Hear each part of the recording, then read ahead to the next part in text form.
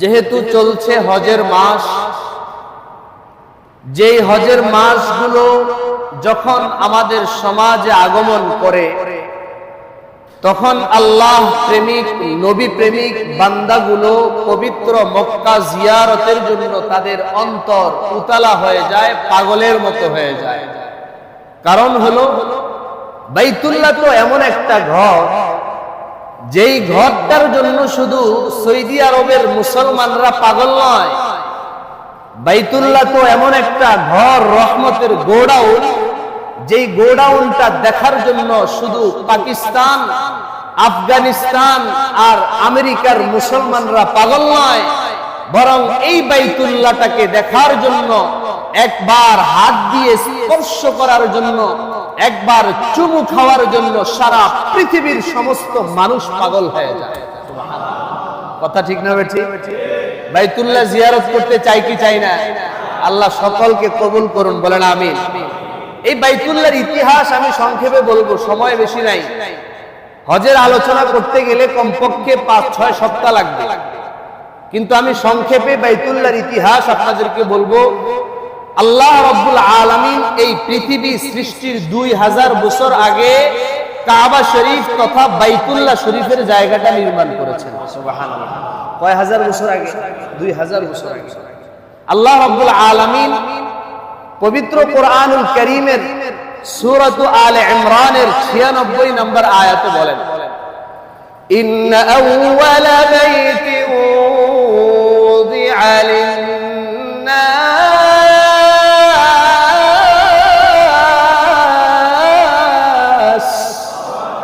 লাল্লাযী বিবাক্কাতা মুবারাকান وهدى للعالمين।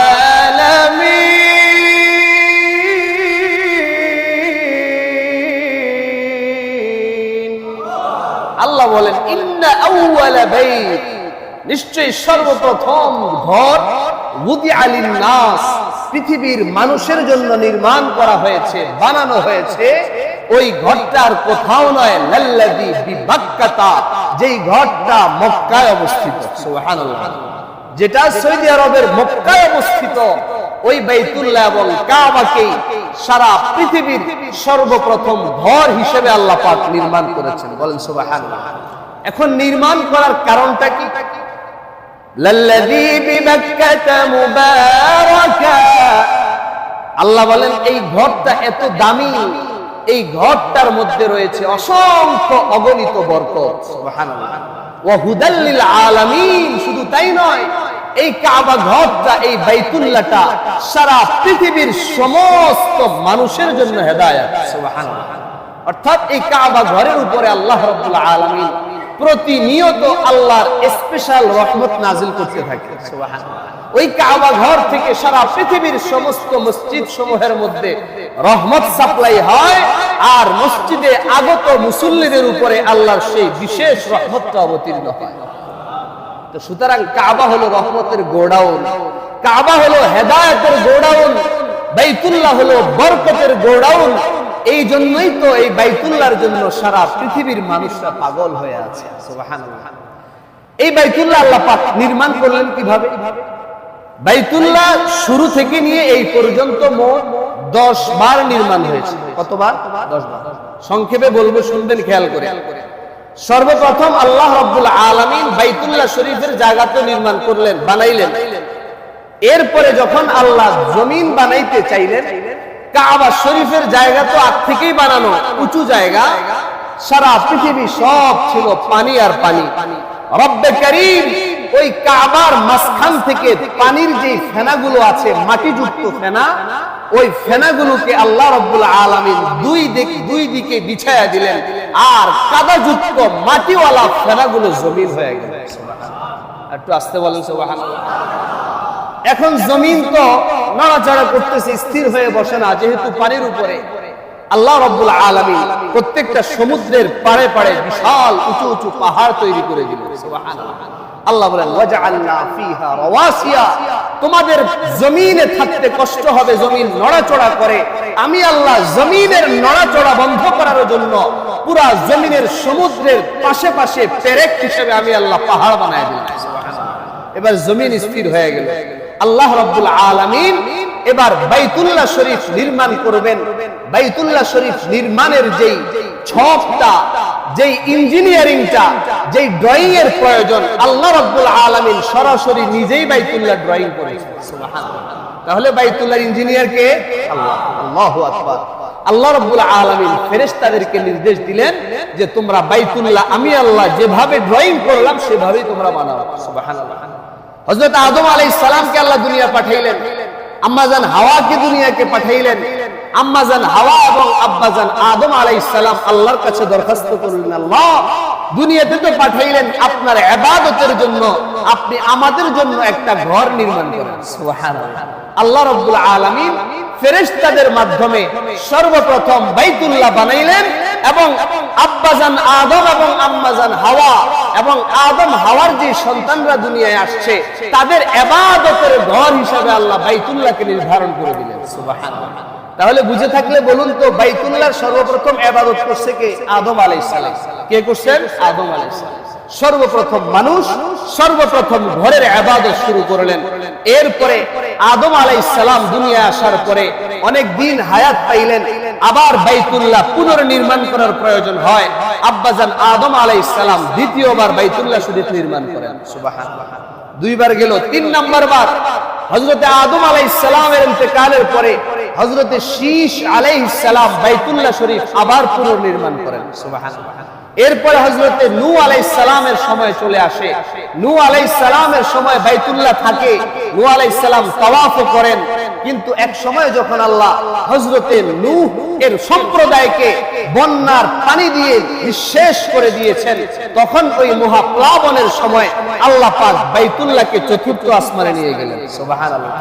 এখন বাইতুল্লাহ কোন জায়গায়? দুনিয়ায় না আসমানে? দুনিয়ায় বাইতুল্লাহ নাই। হযরতে নূহ আলাইহিস সালাম জাহাজে করে যখন বাইতুল্লাহর পাশে গেলেন, দেখেন বাইতুল্লাহ জায়গায় নাই, কিন্তু অটোমেটিকলি জাহাজ ওই বাইতুল্লাহর চতুর্পাশে 7টা চক্কর লাগাই দিয়েছে। সুবহানাল্লাহ। এবার হযরতে নূহ আলাইহিস সালাম বন্যা যখন শেষ হয়ে গেল, হযরতে নূহ আলাইহিস সালাম আন্দাজ করে ওই বাইতুল্লাহর তাওয়াফ করতে থাকেন এবং আল্লাহ পাকের ইবাদত করতে থাকেন। সুবহানাল্লাহ বলেন। হযরতে নূহ আলাইহিস সালামের ইন্তেকালের পরে হযরতে ইব্রাহিম আলাইহিস সালাম দুনিয়ায় আসলেন। হযরতে ইব্রাহিম আলাইহিস সালাম আয়েশা দেখেন বাইতুল্লাহ দুনিয়ায় নাই। এখন বাইতুল্লাহ নির্মাণের প্রয়োজন আছে না নাই? হযরতে ইব্রাহিম আলাইহিস সালামের প্রথম পরীক্ষা হযরতে ইসমাঈল এবং তার মা হাজেরাকে মরুভূমিতে রেখে গেলেন, রেখে দাওয়াতের কাজে চলে গেলেন। ফিরে আসার পরে দেখেন ইসমাঈল বড় হয়ে গেছে, বিবাহ বন্ধনে আবদ্ধ হয়ে গেছে। আয়েশাই বললেন, বাবা বসে থাকার সময় নাই, আল্লাহ পাক আমাকে বাইতুল্লাহ নির্মাণের দায়িত্ব দিয়েছেন। জোরে বলেন না আল্লাহু আকবার। হযরত ইব্রাহিম আলাইহিস সালাম বাইতুল্লাহ নির্মাণ করবেন চতুর্থবার। বাইতুল্লাহ নির্মাণের জায়গা হযরত ইব্রাহিম আলাইহিস সালাম চিনেন না, কোন জায়গায় বাইতুল্লাহ ছিল কোনো চিহ্ন নাই। আল্লাহ রাব্বুল আলামিনের কাছে দরখাস্ত করলেন, আল্লাহ বাইতুল্লাহ বানানোর জন্য আপনি আমারে আদেশ করলেন, কিন্তু কোন জায়গায় বানাবো গো আল্লাহ, বাইতুল্লাহর জায়গা তো আমি চিনি না। আল্লাহ রাব্বুল আলামিন বলেন, ও আমার খলিল বন্ধু ইব্রাহিম, কোন চিন্তা করবেন না, আমি আল্লাহ ওই বাইতুল্লাহর জায়গার উপরে এক খণ্ড মেঘ উপরে বিছায়া দিচ্ছি। বলেন সুবহানাল্লাহ। হযরত ইব্রাহিম তাকায় দেখে বাইতুল্লাহ যে জায়গায় ছিল সরাসরি ওই জায়গার উপরে আল্লাহর বিশেষ একটা মেঘ খণ্ড এসে দাঁড়ায় গেছে। সুবহানাল্লাহ। এবার বাইতুল্লাহর জায়গা নির্ধারণ হয়ে গেছে। হযরত ইব্রাহিম আল্লাহকে ডাক দিয়া বলে, আল্লাহ যেই জায়গাটা আপনি দেখা দিলেন ওই জায়গায় তো অনেক ঘন জঙ্গল হয়ে আছে, কিভাবে আমি জঙ্গলগুলা পরিষ্কার করব? এবার আল্লাহ রাব্বুল আলামিন বলেন, খলিল ইব্রাহিম চিন্তার কোনো কারণ নাই, আমি আল্লাহ বাতাসকে অর্ডার দিচ্ছি। বাতাসকে আল্লাহ অর্ডার দেওয়ার পরে নিমিষের মধ্যেই বাইতুল্লাহর জায়গা পরিষ্কার হয়ে গেছে।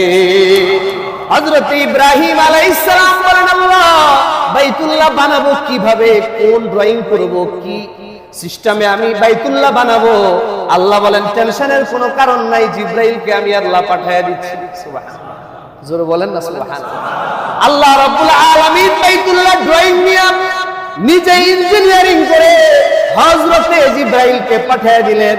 হযরত ইব্রাহিম আলাইহিস সালাম ছেলে ইসমাঈলকে নিয়ে বাইতুল্লাহর নির্মাণ শুরু করলেন। হযরত ইব্রাহিম আলাইহিস সালাম বাইতুল্লাহ নির্মাণ করতে করতে যখন তার মাথার উপরে দেওয়াল উঠে যায়, এবার আল্লাহকে বললেন, আল্লাহ উপরের ইটগুলো পাথরগুলো আমি গাঁথবো কিভাবে? এবার আল্লাহ রাব্বুল আলামিন বলেন, ইব্রাহিম ওই যে পাথর দেখা যায়, আমি জিব্রাইলকে দিয়ে একটা পাথর পাঠাচ্ছি, তুমি ওই পাথরের উপরে দাঁড়ায় যাও, আমি আল্লাহ পাথরটাকে লিফট বানাইয়া অটোমেটিকলি তোমাকে উপরে উঠায় দিব। হযরত ইব্রাহিম আলাইহিস সালাম দাঁড়াইলেন, দাঁড়ানোর পরে পাথরটা অটোমেটিক উপরে উঠে যায়। উঠে উঠে হযরত ইব্রাহিম পুরা বাইতুল্লাহ সুন্দরভাবে নির্মাণ করে ফেললেন। সুবহানাল্লাহ। তাহলে 4 নাম্বার বার বাইতুল্লাহ বানাইছেন কে? হযরত ইব্রাহিম আলাইহিস সালাম চতুর্থবার বাইতুল্লাহ নির্মাণ করেন। 5ম বার বাইতুল্লাহ নির্মাণ করে আমালেকা গোত্র। গোত্রের নাম কি? আমালেকা। সবাই বলেন কি নাম? আমালেকা। কতবার গেল? 5ম বার আমালেকা গোত্র বাইতুল্লাহ শরীফ নির্মাণ করে। 6ষ্ঠ বার বাইতুল্লাহ নির্মাণ করে জুরহাম গোত্র। 7ম বারে বাইতুল্লাহ নির্মাণ করে কুসাই গোত্র। 8ম বার বাইতুল্লাহ নির্মাণ করে কুরাইশ গোত্র। নবীজি যেই গোত্রে জন্মগ্রহণ করেছেন, সুবহানাল্লাহ, ওই কুরাইশ গোত্র যখন বাইতুল্লাহ নির্মাণ করে তখন আমার আপনার নবীজির বয়স 35 বছর ছিল। সুবহানাল্লাহ বলবেন না? তাহলে কতবার গেল? 8 বার। 9ম বার বাইতুল্লাহ শরীফ নির্মাণ করে হযরতে আব্দুল্লাহ ইবনে জুবায়ের রাদিয়াল্লাহু তাআলা আনহু, হযরতে আবু বকরের নাতি। 10ম বার সর্বশেষ বাইতুল্লাহ যে নির্মাণ করে তিনি হলেন হাজ্জাজ বিন ইউসুফ। তাহলে মোট কতবার হলো? 10 বার। 1 নাম্বার কে বানাইছেন? বুঝে থাকলে বলুন, 1 নাম্বার কে বানাইছেন? আল্লাহ পাক ফেরেশতাদের মাধ্যমে নির্মাণ করেছেন। 2 নম্বরে হযরত আদম আলাইহিস সালাম বাইতুল্লাহ নির্মাণ করেন। 3 নম্বরে হযরত শীশ আলাইহিস সালাম। 4 নম্বর হযরত ইব্রাহিম এবং ইসমাঈল আলাইহিস সালাম। 5 নম্বরে আমালেকা গোত্র। 6 নম্বরে জুরহাম গোত্র। 7 নম্বরে কুসাই গোত্র। 8 নম্বরে কুরাইশ গোত্র। 9 নম্বর হযরত আব্দুল্লাহ ইবনে জুবায়ের। 10 নম্বরে হাজ্জাজ বিন ইউসুফ। সুবহানাল্লাহ বলবেন না? ওই যে হাজ্জাজ বিন ইউসুফ কাবা নির্মাণ করেছেন, এই পর্যন্ত ওই নির্মাণের উপরেই আছে। শুধুমাত্র মাঝে মধ্যে কিছু সৌন্দর্য বৃদ্ধি করা হয়েছে। আল্লাহ রাব্বুল আলামিনের এই ঘরটাকে দেখার জন্য সারা পৃথিবীর মানুষ পাগলের মতো সেখানে ছুটে যায়। সুবহানাল্লাহ। এই 10 বার নির্মাণ বাইতুল্লাহ হলো। এখন প্রশ্ন হলো, বাইতুল্লাহর যে আলোচনা আমি করলাম, এই আলোচনার উদ্দেশ্য হলো আল্লাহ প্রথম ঘর বানাইলেন। এই ঘর কেন্দ্রিক আল্লাহ রাব্বুল আলামিন মুসলিম জাতির উপরে হজ ফরজ করে দিয়েছেন। সুবহানাল্লাহ। যাদের সামর্থ্য আছে, যারা পরিবারের ভরণ পোষণ চালানোর পরে যাদের কাছে হজ করার মতো, কাবা শরীফ পর্যন্ত পৌঁছানোর মতো সামর্থ্য থাকে, অর্থ থাকে, তাদের উপরে হজ জীবনে একবার হলেও ফরজ হয়ে যায়। সুবহানাল্লাহ বলেন। আল্লাহ রাব্বুল আলামিন এই আয়াতের মধ্যে উল্লেখ করেছেন সর্বপ্রথম ঘর বানাইছেন। এবার আমরা হাদিসের আলোকে একটু শুনি যে আল্লাহ রাব্বুল আলামিন সর্বপ্রথম কোন ঘরটা বানাইলেন। হাদিসের কিতাবের নাম নাসাই শরীফ। এই কিতাবের 690 নম্বর হাদিস। হাদিসের বর্ণনাকারী হলেন হযরত ইব্রাহিম রাহমাতুল্লাহি আলাইহি। হযরত ইব্রাহিম রাহমাতুল্লাহি আলাইহি বর্ণনা করেন, ক্বরাতু আলা আবি, আমি আমার বাবার কাছে কোরআনুল কারীম শিক্ষা করি। শিক্ষা রাস্তার মধ্যে বসে। কোন জায়গায়?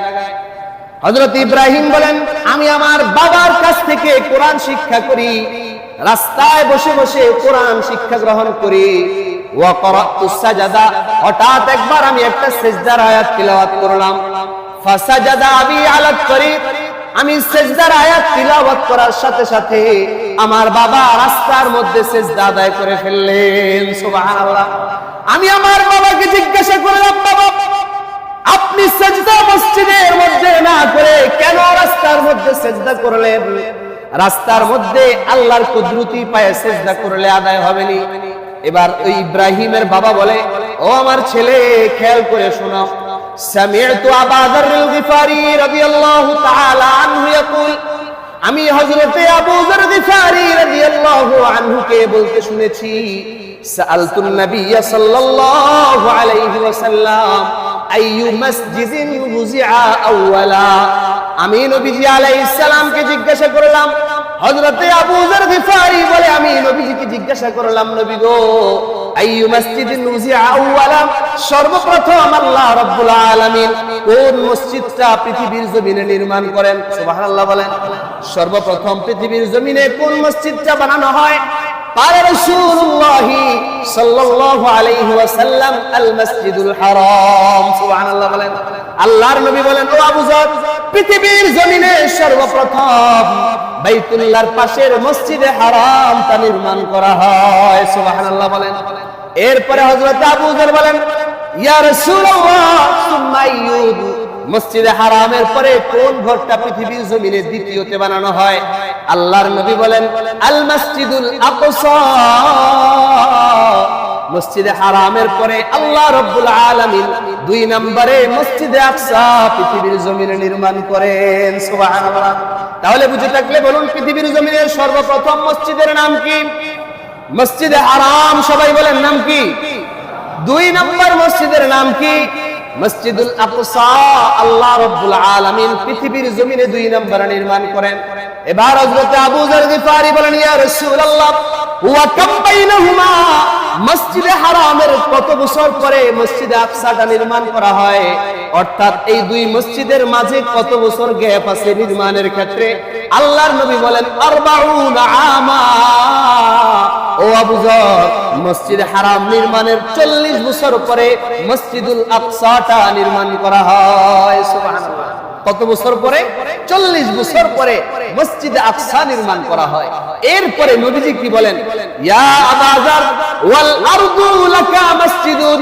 ও আবু যর, এই 2 মসজিদ ছাড়া তুমি মনে করো না যে এই 2 মসজিদেই নামাজ পড়তে হবে।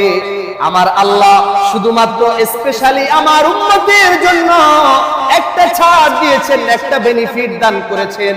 আমার উম্মতের জন্য সারা পৃথিবীর সমস্ত পবিত্র জমিনগুলোকেও মসজিদ বানায় দেওয়া হয়েছে। সুতরাং তুমি যেখানেই থাকো, ফাহাইসুমা আদরাকতাস সালাতা, সুতরাং যখন তুমি যেখানে যাও আর নামাজের ওয়াক্ত হয়ে যায়, যদি আশেপাশে কোনো মসজিদ খুঁজে না পাও, যদি জমিনটা পবিত্র থাকে, ফাসাল্লি, তুমি ওই জায়গায় দাঁড়াইয়া নামাজ আদায় করে ফেলো। সুবহানাল্লাহ। তখন ওই ইব্রাহিমের বাবা বললেন, এই যে দেখো, আল্লাহর নবী বললেন সারা পৃথিবীতে আমার উম্মতের জন্য সিজদা করার অনুমতি আল্লাহ দিয়ে দিয়েছে। সুবহানাল্লাহ। সুতরাং তুমি সিজদার আয়াত তেলাওয়াত করলা আর আমি জমিনে সিজদা আদায় করলাম, এর দ্বারা আমার সিজদা আমার আল্লাহর দরবারে কবুল হয়ে গেছে। সুবহানাল্লাহ বলেন। এবার আসেন বুখারী শরীফের 3366 নম্বর হাদিস, বর্ণনাকারী আবু যর গিফারি। আবু যর গিফারি বলেন, আইয়ু মাসজিদিন উযিআ আউওয়ালান ইয়া রাসূলুল্লাহ, সর্বপ্রথম কোন মসজিদটা পৃথিবীর জমিনে বানানো হয়? আল্লাহর নবী বলেন, আল মসজিদুল হারাম সুম্মা বাইতুল মুকদ্দাস। আল্লাহু আকবার বলেন।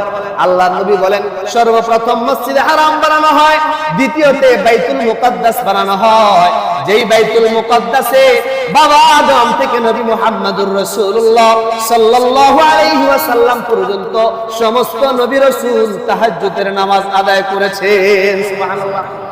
এরপরে হযরতে মুহাম্মদুর রাসূলুল্লাহ সাল্লাল্লাহু আলাইহি ওয়াসাল্লাম বলেন, আবু যর, এই 2 মসজিদ ছাড়া আমার আল্লাহ অন্য কোন নবীর উম্মতদেরকে এই ছাড় দেন নাই। অন্য কোন নবীদের উম্মতের জন্য ইবাদতের আলাদা ঘর ছিল, আলাদা নির্দিষ্ট জায়গা ছিল, কিন্তু আমার উম্মতের আলাদা একটা স্পেশাল বেনিফিট হলো, স্পেশাল একটা দামি অফার হলো, আমার উম্মতেরা পৃথিবীর যেখানেই সিজদা করবে, যদি জমিনটা পবিত্র হয়, আমার আল্লাহ আমার উম্মতের সিজদা কবুল করে নিবেন। সুবহানাল্লাহ বলেন। এবার আসেন, কার উপরে এই বাইতুল্লাহর হজ করা ফরজ? কার উপরে বাইতুল্লাহর হজ করা ফরজ? আল্লাহ বলেন, ওয়ালিল্লাহি আলান নাসি হিজ্জুল বাইতি মান ইসতাতা ইলাইহি সাবিলা।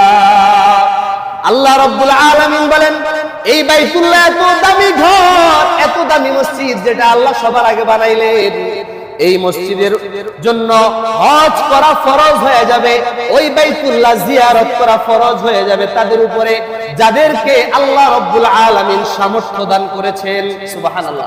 যাদেরকে আল্লাহ রাব্বুল আলামিন সামর্থ্য দিয়েছেন, পরিবারের ভরণ পোষণ ছাড়া তাদের উপরে বাইতুল্লাহর হজ করা ফরজ। সুবহানাল্লাহ বলবেন না? এটা বানায় বলছি না, হাদিসের কিতাবের নাম সহিহ মুসলিম।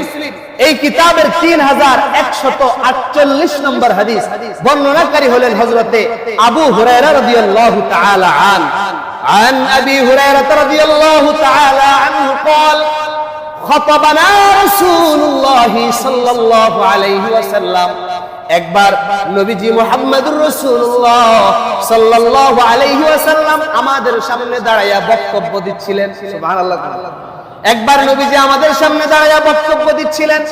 ফাকালা ইয়া আইয়ুহান নাস,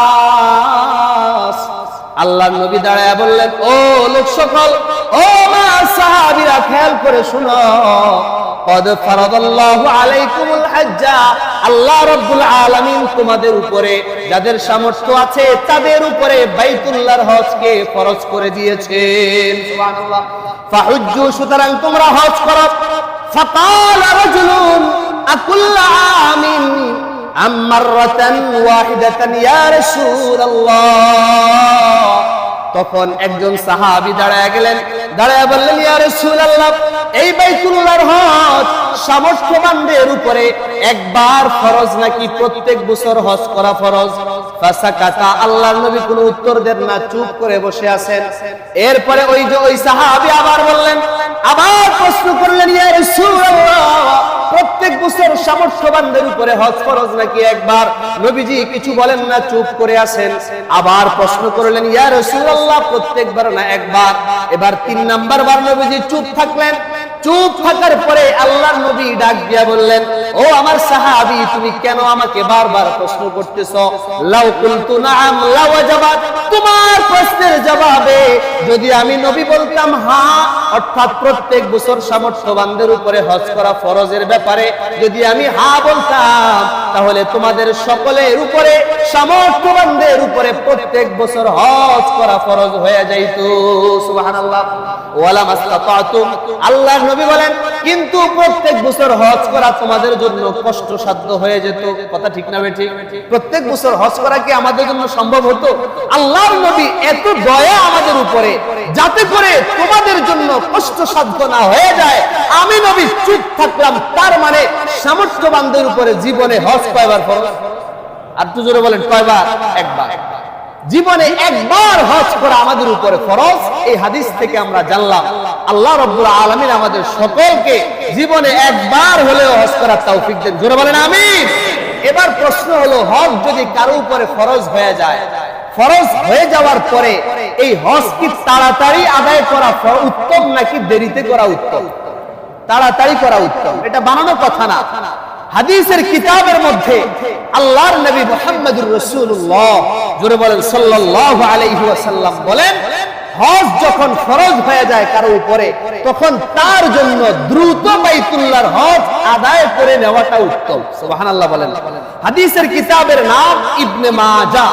ইবনে মাজাহ কিতাবের 2883 নম্বর হাদিস।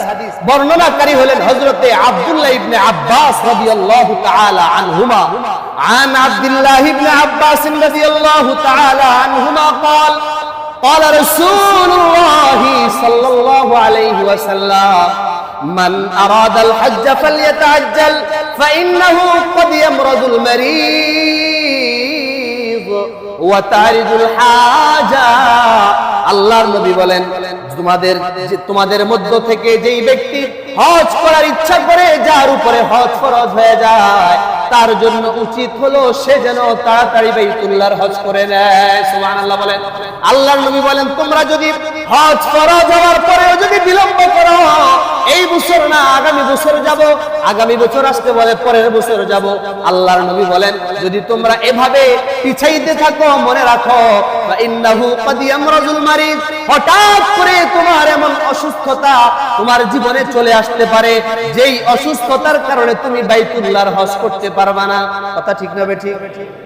আমরা আমাদের উপরে যদি হজ ফরজ হয়, কথার কথা, আপনার উপরে হজ ফরজ, আমার উপরে হজ ফরজ, এখন যদি আমি বিলম্ব করি, এই বছর না আগামী বছর, হঠাৎ করে যদি আমার এমন একটা অসুস্থতা চলে আসে, পাও যদি প্যারালাইসিস হয়ে যায়, তাহলে বলেন তো হজ করা যাবে? সবাই বলেন হজ করা যাবে। আল্লাহর নবী বলেন ইন্নাহু ক্বাদ ইয়ামরাজুল মারিজ, ও আমার উম্মতেরা, ও আমার সাহাবীরা, হজ ফরজ হওয়ার পরে দেরি করবে না, কারণ যদি দেরি করো তোমার উপরে তো হজ ফরজ হয়েই গেছে, কিন্তু এমন অসুস্থতা তোমার জীবনে চলে আসতে পারে যে অসুস্থতার কারণে বাইতুল্লাহর হজ আর তোমার কপালে থাকবে না। আল্লাহ আমাদের সকলকে হেফাজত করেন, বলেন আমিন। এরপরে নবী বলেন 2 নম্বর কারণ ওয়াতাযিল্লু দাল্লা, এমন বিপদ তোমাদের সামনে চলে আসতে পারে, এমন মহামারী চলে আসতে পারে যেই মহামারীর কারণে এবং যেই বিপদের কারণে তোমার জমানো হজের টাকা সব হারায় যেতে পারে। সম্ভাবনা আছে না নাই? ডাকাতি হয়ে যাওয়ার সম্ভাবনা আছে না নাই? আর করোনার মতো ভাইরাস যদি চলে আসছে, করোনার সময় 2 বছর হজ বন্ধ ছিল, কথা ঠিক না বেঠিক? এই যে দেখেন করোনার সময় কতজনে নিয়োগ করছে হজ করবে, কতজনের টাকা জমা ছিল, কতজনে আরো 2 বছর আগে টাকা জমা করে রেখেছে হজ করবে, কিন্তু নবীর হাদিস অনুযায়ী ওয়াতাযিল্লু দাল্লা, তোমার সামনে করোনার মতো মহামারী চলে আসছে, যার কারণে তার পক্ষে ওই বছর যারা হজে যাওয়ার কথা কেউ হজে যাইতে পারে নাই, এবং যেই টাকাটা জমা রাখছিল নবী বলেন ওয়াতারিদুল হাজা, 3 নম্বর কারণ যেই টাকাটা তুমি জমায় রাখছিলে হজ করবা বলে, তোমার সামনে এমন প্রয়োজন চলে আসতে পারে যেই প্রয়োজনে তুমি হজের জন্য জমানো টাকাটা খরচ করতে বাধ্য হয়ে যাবে, কথা ঠিক না বেটি? তাহলে 3 কারণে হজ তাড়াতাড়ি আদায় করতে হবে। 1 নাম্বার অসুস্থ হয়ে যাওয়ার সম্ভাবনা আছে, 2 নাম্বার কোন বিপদের কারণে মহামারীর কারণে জমানো টাকাটা হারায় যেতে পারে, 3 নাম্বার কোন প্রয়োজন সামনে চলে আসতে পারে, ওই টাকাটা কাজে লেগে যাবে। এই জন্য আল্লাহর নবী বলেন তোমাদের মধ্যে যে ব্যক্তি হজ করার ইচ্ছা করে, যার উপরে হজ ফরজ হয়ে যায়, সে যেন বিলম্ব না করে বাইতুল্লাহর হজটা তাড়াতাড়ি করে ফেলে। সুবহানাল্লাহ। সুতরাং যাদের উপরে হজ ফরজ, আল্লাহ রাব্বুল আলামিন তাদের সকলকে তাড়াতাড়ি বাইতুল্লাহর হজ করার তৌফিক দান করেন, বলেন আমিন। এরপরে সহিহুত তারগীব হাদিসের কিতাবের নাম 1111 নম্বর হাদিস, বর্ণনাকারী হলেন হযরত আব্দুল্লাহ ইবনে আব্বাস রাদিয়াল্লাহু তাআলা আনহুমা। আন আব্দুল্লাহ ইবনে আব্বাস রাদিয়াল্লাহু তাআলা আনহুমা قال تعجلوا الى الحج يعني الفريضه, ও নবীর সাহাবীরা, ও নবীর উম্মতেরা শুনো, তোমাদের যাদের উপরে ফরজ হজ হয়ে যায় তোমরা তাড়াতাড়ি আল্লাহর ঘরের হজটা আদায় করে ফেলো। সুবহানাল্লাহ বলেন। 4 নাম্বার কথা হলো সামর্থ্য থাকা সত্ত্বেও যদি কেউ 1 বছর হজ না করে, 2 বছর হজ না করে, 3 নাম্বার বছরে হজ না করে, 4 নাম্বার বছরে হজ না করে, 5 নাম্বার বছরে হজ না করে, যদি তার জীবন থেকে 5টা বছর চলে যায়, তাহলে আল্লাহ রাব্বুল আলামিন কি ধমক দিয়েছেন খেয়াল করে শুনেন। এই হাদিসের কিতাবের নাম সহিহুত তারগীব, এই কিতাবের 1166 নম্বর হাদিস, 1166। বর্ণনাকারী হলেন হযরতে আবু সাঈদ খুদরি রাদিয়াল্লাহু তাআলা عن أبي سعيد الخدري رضي الله تعالى عنه قال قال رسول الله صلى الله عليه وسلم قال الله تعالى سبحان الله বলেন। হযরত আবু সাঈদ বলেন নবী আলাইহিস সালাম বলেছেন, আল্লাহ পাক বলেন, মানে হলো হাদিসটা হলো হাদিসে কুদসি। এই হাদিসটা নবী বলেন নাই, বরং সরাসরি আল্লাহ পাক বর্ণনা করেছেন। সুবহানাল্লাহ। আল্লাহ রাব্বুল আলামিন ডাক দিয়া বলেন قال الله تعالى إن عبدا قد صححت له جسما, আমার একটা বান্দা আমি আল্লাহ তার শরীরকে সুস্থ রাখলাম, কোনো রোগ দেই নাই। আল্লাহ রাব্বুল আলামিন বলেন আমি আল্লাহ মায়া করে তাকে সুস্থ একটা শরীর দান করলাম। ওয়া ওয়াসআতু লাহু ফিল মাঈশা, আমি আল্লাহ তার সুন্দর জীবন যাপন করার মতো সামর্থ্য দান করলাম। আল্লাহ রাব্বুল আলামিন বলেন ইয়ামদি আলাইহি খামসাতু আওয়াম, কিন্তু আমার ওই বান্দার উপরে 5 বছর অতিবাহিত হয়ে যায়। লা ইয়াফিদু ইলাইয়া, কিন্তু ওই বান্দা আমি আল্লাহকে পাওয়ার জন্য আমি আল্লাহর ঘরের হজ করতে আমার কাছে আসে না। আল্লাহ বলেন লা মাহরুম, ওই ব্যক্তিটা আমি আল্লাহর রহমত থেকে বঞ্চিত হয়ে যাবে। নাউজুবিল্লাহ বলেন।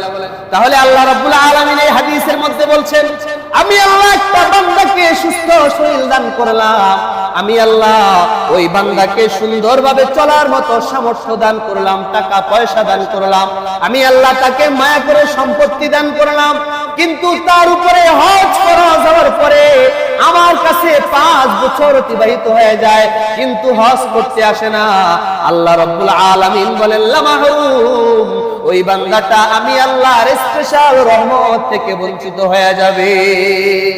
একটু বলেন তো, আমরা কি আল্লাহর রহমত থেকে বঞ্চিত হতে চাই?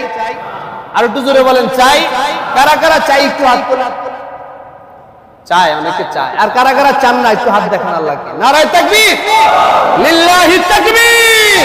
আল্লাহ আমাদের সকলকে, আল্লাহ যাতে আল্লাহর রহমত থেকে আমাদের কাউকে বঞ্চিত না করেন, বরং আল্লাহর স্পেশাল রহমত দিয়া রব্বুল আলামিন এই মসজিদে উপস্থিত সকলকে মৃত্যুর আগে একবার হলেও হজ করার তৌফিক দান করেন। আমিন। আল্লাহ রব্বুল আলামিন এই বাইতুল্লাহর হজের এত ফজিলত রেখেছেন, এত বরকত রেখেছেন, যে ফজিলত সম্পর্কে ইনশাআল্লাহ আগামী সপ্তাহে আলোচনা হবে। তবে এর আগে একটা মেসেজ আপনাদেরকে দিব। আল্লাহ রাব্বুল আলামিন এই বাইতুল্লাহর উসিলায়, কাবা ঘরের উসিলায় তার আশেপাশের বহু জায়গাকে আল্লাহ সম্মানিত বানায় দিয়েছেন। জোর বলেন না সুবহানাল্লাহ। আমরা যেটাকে বলি হেরেম শরীফ, হেরেম মানে হলো সম্মানিত জায়গা। এই হেরেম বাইতুল্লাহ থেকে চতুর্দিকে কতটুকু, আপনি যখন রিসার্চ করবেন ইউটিউবে বাদ দিয়া গুগলে যখন আপনি সার্চ দিবেন পেয়ে যাবেন ইনশাআল্লাহ যে হেরেম শরীফ কতটুকু, বাইতুল্লাহর উসিলায় আল্লাহ কতটুকু জায়গাকে সম্মানিত করেছেন। আল্লাহ রাব্বুল আলামিন বাইতুল্লাহ শরীফ থেকে পূর্ব দিকে হলো জেরুজালেম, অর্থাৎ ফিলিস্তিনে যেদিকে যায় বাইতুল মুকাদ্দাস, ওই পূর্ব দিকে বাইতুল্লাহ থেকে পূর্ব দিকে 9 মাইলকে আল্লাহ পাক সম্মানিত বানায় দিয়েছেন। কত মাইল জায়গা? 9 মাইল জায়গাকে আল্লাহ বাইতুল্লাহর উসিলায় পূর্ব দিকে সম্মানিত বানাইলেন। আর পশ্চিম দিকে হলো জেদ্দা, জেদ্দার দিকে আল্লাহ রাব্বুল আলামিন ওই পথে 10 মাইল জায়গাকে সম্মানিত বানাইছেন। কত মাইল জায়গা? 10 মাইল। আর উত্তরে হলো মদিনা শরীফ, ওই মদিনার দিকে বাইতুল্লাহ থেকে 5 মাইল জায়গাকে আল্লাহ পাক হেরেম তথা সম্মানিত বানায় দিয়েছেন। সুবহানাল্লাহ। আর দক্ষিণে হলো তায়েফের দিক, ওই তায়েফের দিকে আল্লাহ পাক রব্বুল আলামিন 7 মাইল জায়গাকে হেরেমের অন্তর্ভুক্ত তথা সম্মানিত জায়গা হিসেবে ঘোষণা দিয়েছেন। সুবহানাল্লাহ। এই সম্মানিত জায়গা পূর্ব দিকে 9 মাইল, পশ্চিম দিকে 10 মাইল, উত্তর দিকে 5 মাইল আর দক্ষিণ দিকে হলো 7 মাইল। এই টোটাল সমস্ত জায়গাগুলোকে আল্লাহ রাব্বুল আলামিন বাইতুল্লাহ তথা কাবা ঘরের উসিলায় পুরা পৃথিবীর জমিনের মধ্য থেকে সম্মানিত জমিন হিসেবে ঘোষণা দিয়েছেন। এই জমিনের মধ্যে কোনো কাটাকাটি করা যাবে না, এই জমিনের মধ্যে কাউকে মারা যাবে না, হত্যা করা যাবে না। এই হেরেমের জায়গা, সম্মানিত জায়গার কোনো ঘাস কাটা যাবে না, কোনো প্রাণীকে শিকার করা যাবে না, এই সম্মানিত জায়গায় কোনো কিছু কাটাও যাবে না। আল্লাহ রাব্বুল আলামিন এই জায়গাকে এত সম্মান দান করেছেন। সুবহানাল্লাহ। যে বলেন তো এই সম্মানটা কার উসিলায় দান করেছেন? বাইতুল্লাহর উসিলায়। কার উসিলায়? বাইতুল্লাহর উসিলায়, আল্লাহর ঘরের উসিলায়। বাইতুল্লাহটা দামি হয়েছে আল্লাহর ঘর হওয়ার কারণে। আল্লাহ যেমন দামি, আল্লাহর ঘরও তেমন দামি। আল্লাহর ঘরের সাথে যারা সম্পর্ক রাখবে তারাও দামি হয়ে যাবে। সুবহানাল্লাহ। সুতরাং বাইতুল্লাহ জিয়ারতের জন্য প্রস্তুত আছি তো ইনশাআল্লাহ? সবার দিলের ভিতরে কামনা রাখতে হবে এবং আল্লাহর কাছে নামাজের পরে হাত তুলে দোয়া করতে হবে, তাহাজ্জুদে উঠে দোয়া করতে হবে। বাইতুল্লাহ জিয়ারত শুধু টাকা পয়সা থাকলেই করা যায় না, আল্লাহ পাক কবুল করা লাগে, আল্লাহর দরবারে কবুল হওয়া লাগে। যদি আপনার কাছে কোনো টাকাও না থাকে, 1 পয়সা ব্যাংক ব্যালেন্সও আপনার নাই, কিন্তু আল্লাহর কাছে দোয়া করে হজ আপনি বাজেট করিয়ে নিয়েছেন, ইনশাআল্লাহ আল্লাহর কসম খায়া বলি 1 পয়সা লাগবে না। আল্লাহর দরবারে কবুল হয়ে গেলে আল্লাহ অটোমেটিক কুদরতি ভাবে আপনাকে হজে নিয়ে যাবে। সুবহানাল্লাহ। এই জন্য দোয়া করা, আল্লাহর কাছে চাওয়া, নবীজির উপরে বেশি বেশি দুরূদ শরীফ পাঠ করা, নবীর রওজা জিয়ারতের কামনা অন্তরে রাখা, আল্লাহর কাছে সব সময় দোয়া করা, আল্লাহ ইন্তেকালের আগে অন্তত একবার হলেও আপনার ঘরটা এবং আপনার প্রিয় হাবিবের রওজাটা জিয়ারতের তৌফিক দান করিয়েন। পার্বতী ইনশাআল্লাহ। আল্লাহ রাব্বুল আলামিন আমাদের সকলকে বাইতুল্লাহর মুহাব্বত অন্তরে নিয়ে, প্রিয় নবীজির রওজার মুহাব্বত অন্তরে নিয়ে আল্লাহর পক্ষ থেকে বাইতুল্লাহর জিয়ারত, নবীর রওজার জিয়ারত বাজেট করিয়ে নেওয়ার তৌফিক দান করেন। বলেন আমিন।